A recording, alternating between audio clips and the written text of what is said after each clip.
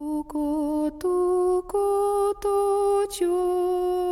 заховався в куточок, заховався в куточок, йодма лисеньких діток.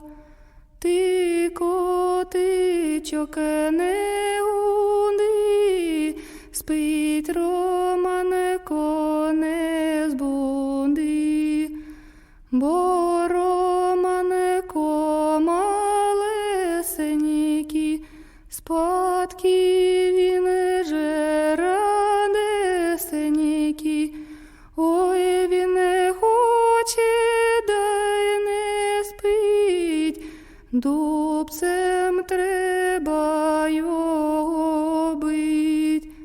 Не різкою й дубцем, нагайкою чи колецем, нагайкою і ще колецем, ще й по попці раменецем.